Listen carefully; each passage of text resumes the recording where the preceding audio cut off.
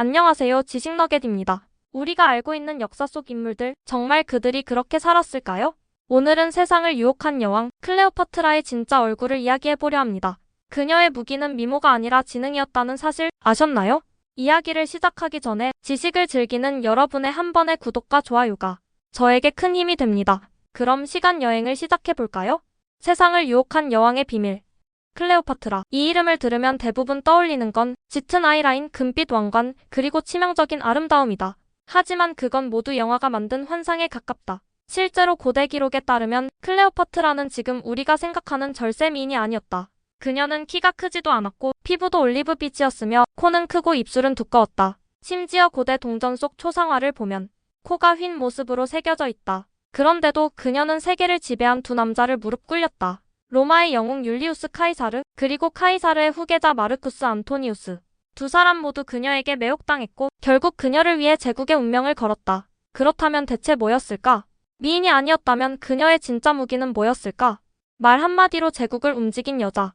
클레오파트라는 단순한 여왕이 아니었다. 그녀는 이집트 역사상 가장 똑똑한 정치인이었다. 8개 국어를 유창하게 구사했고 그리스 철학, 천문학, 언어학, 군사 전략까지 직접 공부했다. 그녀는 통역관의 도움 없이 로마인, 페르시아인, 유대인과 직접 외교 협상을 했던 유일한 파라오였다. 그녀가 여왕이 된 건 단순한 혈통이 아니었다. 그녀의 아버지 프톨레마이오스 12세가 죽은 뒤 18살의 나이로 동생과 공동 통치자가 되었지만 로마의 개입과 귀족들의 음모로 곧 왕좌에서 밀려났다. 그때부터 클레오파트라는 권력을 되찾기 위한 외교의 여왕으로 변신한다. 군대가 아닌 언어와 설득, 그리고 전략으로 싸운 여왕. 카이사르를 무릎 꿇린 하루. 그녀가 다시 왕좌로 돌아올 수 있었던 건 역사상 가장 유명한 양탄자 사건 덕분이다. 당시 로마의 영웅 율리우스 카이사르는 이집트의 내전을 수습하러 들어왔다. 클레오파트라는 이미 로마의 힘이 이집트 왕좌의 운명을 결정한다는 걸 알고 있었다. 그래서 카이사르에게 직접 접근하기로 한다. 하지만 문제는 그녀는 현재 망명자 신세였다는 것. 궁궐에 들어갈 수 없었다. 그녀는 위험을 감수했다. 자신을 양탄자 속에 싸서 카이사르의 방으로 들여보냈다. 밤늦게 양탄자를 푼 로마 장군의 눈앞에 한 여왕이 미소를 지으며 등장했다. 그녀의 이름은 클레오파트라. 그날 밤 그녀는 한 나라의 운명을 바꿨다. 그녀는 카이사르에게 단 한마디도 명령하지 않았다. 대신 이렇게 말했다. 이집트의 왕좌는 로마가 정한 것이 아니지요. 그건 신이 정한 거예요. 그녀의 말투는 부드러웠지만 내용은 도발적이었다. 그 한 문장에 카이사르는 무너졌다. 그녀는 무력 대신 말로써 제국의 심장을 뚫었다. 아름다움보다 위험했던 지능의 향기. 클레오파트라는 자신이 미인이라는 착각을 하지 않았다. 대신 사람을 읽는 능력을 키웠다. 그녀는 상대가 듣고 싶어 하는 말, 그리고 듣기 싫지만 기억에 남을 말을 정확히 골라 말했다. 그건 단순한 말솜씨가 아니라 심리전의 기술이었다. 카이사르는 그녀를 단순한 여인으로 보지 않았다. 그녀를 동등한 대화 상대로 대했다. 둘은 밤마다 이집트의 정치, 로마의 미래, 신들의 세계에 대해 토론했다. 그녀는 로마인들이 이집트를 신비롭고 관능적인 나라로 여기게 만들었다. 이집트는 이제 하나의 나라가 아니라 매혹의 제국이 되었다. 클레오파트라는 카이사르와의 동맹을 통해 왕좌로 복귀했고 동생을 몰아냈다. 하지만 그녀가 원한 건 단순한 복수나 안정이 아니었다. 그녀의 시선은 훨씬 더 멀리 이집트를 다시 제국으로 만드는 것에 있었다. 그녀는 이미 알고 있었다. 로마가 언젠가 이집트를 삼킬 거라는 걸. 그래서 그녀는 결심했다. 로마가 이집트를 삼키기 전에 로마를 내 편으로 만든다. 그게 클레오파트라가 세상을 다룬 방식이었다. 사랑이 아니라 전쟁이었다. 카이사르가 세상을 떠난 후 로마는 혼란에 빠졌다. 그의 죽음은 제국의 심장을 찢어놓았고 로마의 권력은 세 갈래로 갈라졌다. 그리고 그 한가운데 클레오파트라의 이름이 있었다. 그녀는 이미 이집트를 지켜냈지만 로마의 지원이 사라지자 상황은 다시 불안해졌다. 누군가의 후원 없이는 살아남을 수 없는 시대, 그녀는 다시 선택을 해야 했다. 그 선택이 바로 마르쿠스 안토니우스. 로마의 영웅, 그녀의 두 번째 파트너. 안토니우스는 카이사르의 충실한 부하였고 전쟁터에서 살아남은 전사의 상징이었다. 그는 로마인들 사이에서 용감하지만 거칠고 때론 너무 인간적인 남자로 불렸다.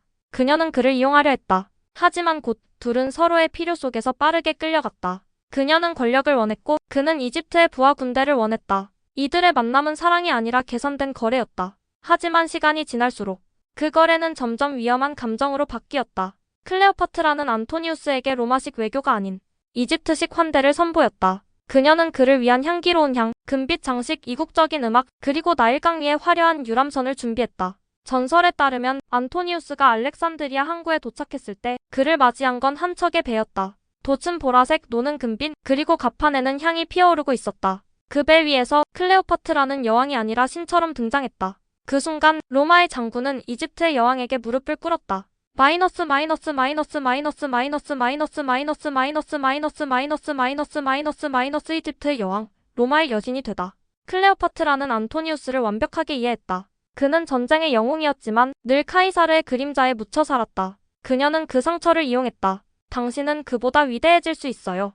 그 한마디로 그녀는 그의 자존심을 자극했고 그의 야망을 다시 불태웠다. 둘은 단순한 연인이 아니었다. 그들은 서로의 정치적 파트너였다. 이집트는 그에게 군사 자금을 제공했고 안토니우스는 로마의 정당성을 그녀에게 안겨줬다. 둘은 함께 나일강을 따라 축제를 열고 세상에 자신들의 연합을 과시했다. 클레오파트라는 로마의 연인이자 동맹자로 다시 한번 제국의 중심에 섰다. 하지만 그 화려함은 곧 제국을 분열시켰다. 로마는 하나의 제국이 아니었다. 이미 두 개의 로마가 존재했다. 하나는 안토니우스의 로마, 다른 하나는 옥타비아누스의 로마. 안토니우스의 정적 옥타비아누스는 그녀를 악녀, 마녀, 로마를 파괴한 이방 여인으로 몰아갔다. 그녀는 다시 이미지의 전쟁 속으로 끌려들었다. 로마의 마녀가 된 여왕. 옥타비아누스는 정치적 천재였다. 그는 직접 전쟁을 하기 전에 먼저 세상의 인식을 바꾸는 전쟁을 시작했다. 안토니우스는 더 이상 로마의 장군이 아니다. 그는 이집트 여왕의 노예다. 이 한 문장이 로마 전체를 뒤흔들었다. 클레오파트라는 단숨에 남자를 타락시키는 위험한 여자로 묘사됐다. 로마의 시인들은 그녀를 사악한 뱀이라 불렀고 그녀의 이름은 공포의 상징이 되었다. 하지만 그건 절반만 맞는 말이었다. 클레오파트라는 정말로 로마를 위협했다. 단 군대가 아니라 영향력으로. 그녀는 로마의 권력 구조를 흔들었다. 남자들이 다스리던 세상에서 여자가 중심이 된 순간 로마는 두려움을 느꼈다. 그 두려움은 곧 전쟁이 되었다. 사랑의 이름으로 벌어진 마지막 전쟁. 기원전 31년 역사상 가장 유명한 해전 악티움 해전이 일어났다. 클레오파트라와 안토니우스의 연합군 그리고 옥타비아누스의 함대가 맞섰다. 그날 바다에는 수천 척의 배가 떠 있었고 하늘은 검은 연기로 덮였다. 전투는 시작부터 불리했다. 안토니우스의 병사들은 동요했고 그 순간 클레오파트라는 결단을 내렸다. 그녀는 배를 돌려 이집트로 향했다. 안토니우스는 망설였다. 하지만 결국 그녀를 따라 배를 돌렸다. 사랑이 전쟁보다 강했던 순간이었다. 그리고 그 한 번의 선택이 모든 걸 끝내버렸다. 로마는 승리했고 그녀의 제국은 무너졌다. 여왕의 마지막 미소. 악티움 해전의 패배 이후 안토니우스와 클레오파트라는 다시 알렉산드리아로 돌아왔다. 그들의 제국은 이미 무너졌고 로마의 군대가 점점 가까워지고 있었다. 모든 게 끝나가는 그 순간에도 클레오파트라는 침착했다. 그녀는 여전히 왕좌에 앉아 세상의 끝을 왕의 얼굴로 맞이했다. 그녀는 이미 알고 있었다. 로마는 자신을 살려두지 않을 거라는 걸. 옥타비아누스는 그녀를 전리품으로 끌고 가 로마 시민들 앞에서 굴욕을 주려 했다. 그건 클레오파트라에게 죽음보다 모욕적인 일이었다. 그녀는 자신이 어떤 여왕으로 기억될지를 고민했다. 패배한 여왕? 아니면 세상을 유혹한 마지막 파라오? 그녀는 선택했다. 죽음으로 불멸을 얻겠다. 사랑의 마지막 장면. 안토니우스는 끝까지 그녀를 지키려 했지만 그 또한 전쟁의 영웅이 아니라 패배한 망명자가 되어 있었다. 그는 자신이 더 이상 그녀를 보호할 수 없다는 걸 알았다. 그래서 자신의 칼을 들었다. 이게 내 마지막 충성이다. 그는 스스로를 찔렀고 피투성이가 된 몸으로 그녀의 품에 쓰러졌다. 클레오파트라는 눈을 감고 말했다. 우린 함께 싸웠고 이제 함께 끝내는 거예요. 그녀는 눈물을 흘리지 않았다. 왕의 얼굴로 여왕의 품격으로 그를 품었다. 여왕의 마지막 전략. 며칠 뒤 로마군이 궁전을 포위했다. 옥타비아누스는 그녀에게 항복을 요구했다. 로마로 와라. 너를 여왕으로 맞이하겠다. 하지만 그녀는 그 말의 진짜 의미를 알았다. 네가 로마의 노예가 되라는 뜻이라는 걸. 그녀는 마지막 연극을 준비했다. 로마 장군의 눈을 속이기 위한 자신의 장례식 연습. 흰 옷을 입고 왕관을 썼다. 그리고 황금방에서 오랜 충신 2명과 함께 마지막 잔을 올렸다. 그녀는 말했다. 왕은 무릎을 꿇지 않아. 이건 굴복이 아니라 선택이야. 그리고 작은 바구니가 들어왔다. 그 안에는 한 마리의 독사가 있었다. 한 시대가 사라진 날, 그녀는 독사를 손에 올려놓고 고요히 눈을 감았다. 이집트의 마지막 여왕, 프톨레마이오스 왕조의 마지막 후계자. 그녀는 스스로의 손으로 제국의 막을 내렸다. 죽음의 순간조차 그녀는 어떻게 기억될지를 고민했다. 그녀는 패배자로 죽지 않았다. 자유로운 여왕으로 죽었다. 로마가 그녀의 시신을 찾았을 때 그녀의 얼굴엔 평온한 미소가 남아있었다. 그 미소는 로마인들에게 두려움이었다. 그들은 그녀를 이겼지만 그녀의 존재감만큼은 죽일 수 없었다. 클레오파트라 신화가 되다. 그녀의 죽음 이후 로마는 이집트를 완전히 삼켰다. 하지만 아이러니하게도 그 순간부터 클레오파트라는 더 강해졌다. 로마 시인들은 그녀를 마녀로 묘사했고 후대의 화가들은 그녀를 유혹의 여신으로 그렸다. 그녀는 사라졌지만 그녀의 얼굴은 세기의 상징이 되었다. 실제로 남아있는 기록 속의 그녀는 미모의 여왕이 아니라 지능의 여왕이었다. 플루타르코스는 이렇게 적었다. 그녀의 아름다움은 외모보다 대화에 있었다. 그녀의 말은 음악처럼 사람의 마음을 휘어잡았다. 그녀는 미모로 두 남자를 무릎 꿇린 게 아니라 이해와 설득, 감정과 지성을 동시에 다룬 여왕이었다. 그녀는 스스로의 이미지를 무기로 바꾼 최초의 정치가였다. 자신의 얼굴을 신화로 만들고 자신의 죽음을 전설로 남겼다. 진짜 아름다움의 정의. 지금까지 사람들은 클레오파트라를 세계를 유혹한 여인이라 불러왔다. 하지만 그녀가 정말로 유혹한 건 남자들이 아니었다. 그녀가 유혹한 건 역사였다. 그녀는 역사를 바라보며 미소를 지었다. 미는 얼굴이 아니라 기억되는 힘이야.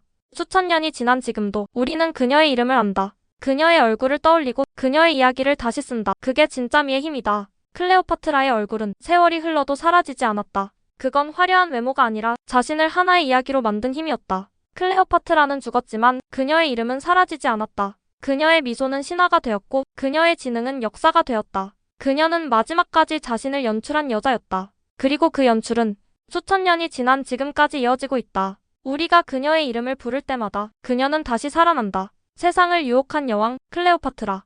우리가 알고 있던 클레오파트라는 단순한 미인이 아니었습니다. 그녀는 자신의 이미지를 계산하고 역사를 설계했던 전략가였죠.